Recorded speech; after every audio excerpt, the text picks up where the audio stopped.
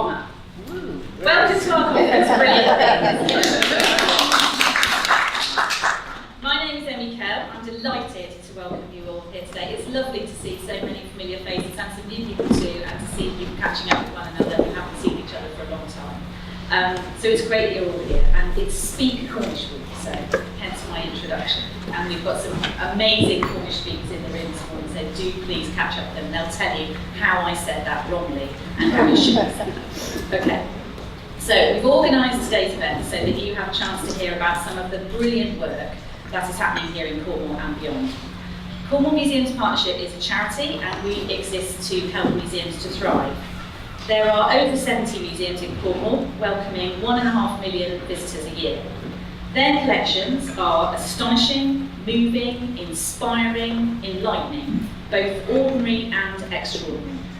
They tell the story of Cornwall's individual culture, the industries that have grown and declined, the creativity and the innovation of our place, the people who've shaped the landscape, and the landscape that has shaped the people.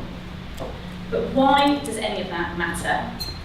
In the face of mounting austerity, isn't our heritage a luxury that we can no longer afford? Well, of course, there's a financial contribution that museums make.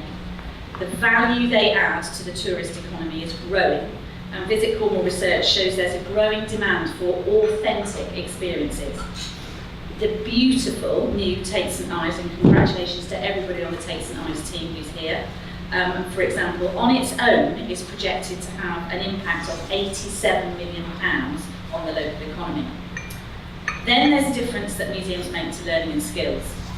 They inspire thousands of children and young people every year, and not just about history. Through the work, they develop new skills and build confidence and self-esteem, especially for those young people who may not have had a great experience in school. The breadth and the quality of museums' work with children and young people in Cornwall is something to celebrate. Mounting evidence shows that the impact that museums have on health and well-being, and you'll see quotes from people who've been involved in museums' work here in Cornwall in one way or another over the last 3 years on the screens around you today, so do take time to have a look at some of those and what people are saying about the impact that work has had on their lives. And those quotes include some from some of the most isolated and vulnerable people in our communities, such as dementia sufferers and care home residents, and there's an opportunity to hear more about this work later on today in the Cornwall Showcase. In a place where rural isolation is having a direct impact on people's health, so research shows that loneliness is as damaging to health as smoking 15 cigarettes a day, our museums are making a real difference to people's lives. 76% of old people say that art and culture is important in making them feel happy. This in a country where 500,000 older people, and this is so shocking, go at least 5 or 6 days a week without seeing or speaking to anyone, and where research commissioned by the Eden Project found that disconnected communities could be costing the UK economy £32 billion a year, means that museums' work and the work you're going to be hearing about today is a necessity, not a luxury.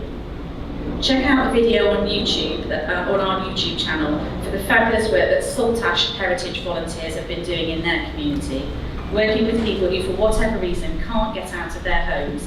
Their award-winning work is actively tackling loneliness and isolation in their community. And there are plenty more examples that I could give you. Penny House work and Royal Cornwall's work with young people and young people leaving care, the Maritime Museum's work with veterans and injured service personnel, Royal Cornwall Museum's work with migrant families. There's a huge amount of stuff going on in Cornwall that is happening below the radar, and hopefully today will help us bring some of that to the fore. All of that stuff is really important, but I want to talk to you about what I think is the most fundamental and unique purpose of museums: empathy. To quote Neil McGregor, access to museums and galleries allows everybody to enter another world, think of another world, see the world from somewhere else, reimagine their world, reimagine themselves.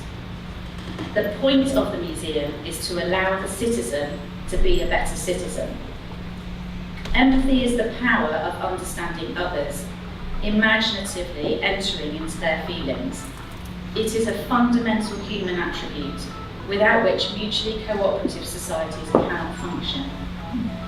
To quote, as it turns out, a prophetic Barack Obama, if we hope to meet the moral test of our times, then I think we're going to have to talk more about the empathy deficit.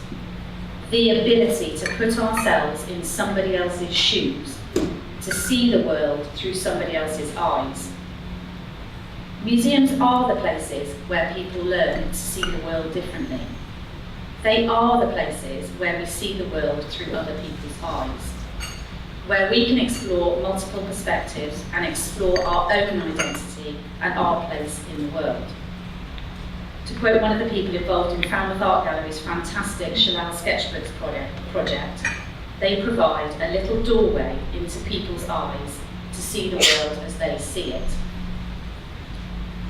In the world we share with the likes of Katie Hopkins, Sarah Huckabee Sanders, Donald Trump, where in the last 2 months, thousands of children and babies have been forcibly separated from their parents at the US-Mexico border to tender age shelters, any agencies of empathy or organisations which help us to put ourselves in other people's shoes feel all the more vital and all the more urgent. Charles M. Blow, a columnist from the New York Times, has said, "One doesn't have to operate with great malice to do great harm. The absence of empathy and understanding are sufficient." Empathy, understanding, fulfillment, happiness. These are all words I have heard directly from people who have been involved in the work in Cornwall's museums. Good museums are agents of tolerance and of community. They play a vital and overlooked role in our civil society, one which I truly believe we ignore at our peril. And I'd encourage you all to read Peter Bazalgette's great book, The Empathy Instinct, if you want to find out more. So empathy then is at the heart of museums' purpose. Museums hold their collections on behalf of the public, on behalf of us all, not just on behalf of some of us. So today is about how we unlock that core purpose. Museums cannot fully deliver their public benefit and their ability to promote empathy unless they represent multiple perspectives. It seems really strange to me that whilst the collections of objects that museums hold are often really diverse, the stories that they tell are often told or curated by one person. It's like having a library that's full of books by the same author. Museums in Cornwall are at the forefront of changing this. Together we are promoting a culture with collaboration at its heart, where the values of generosity, openness and community run through the way in which museums work with the people they were set up to serve. Our Citizen Curators programme is harnessing the power of our communities to reinterpret museum collections, bringing fresh insights and new perspectives to museums' work. Tamina Goskar, who's been instrumental in the creation of this programme, is here today, sitting here in a striped dress. Do catch her if you'd like to find out more about Citizen Curators. So, today, we invite you to join with us to rediscover museums' shared purpose and explore how we can better unlock the benefits of culture, including museums' empathetic power, with people from all walks of life, all ages, all backgrounds. Our speakers will explore our core themes of diversity, leadership, participation, and making change happen. We look forward to a day of sharing generously, openness, honesty, and reflection. And I think possibly some opportunities to put ourselves in other people's shoes. So let's create some empathy together. But before I introduce our first speaker, I'd like to pay tribute to our funders, Arts Council England and Cornwall Council, without whom some of the work you'll be hearing about today simply would not happen. So thank you to them for helping us tackle loneliness, boost confidence, and create joy.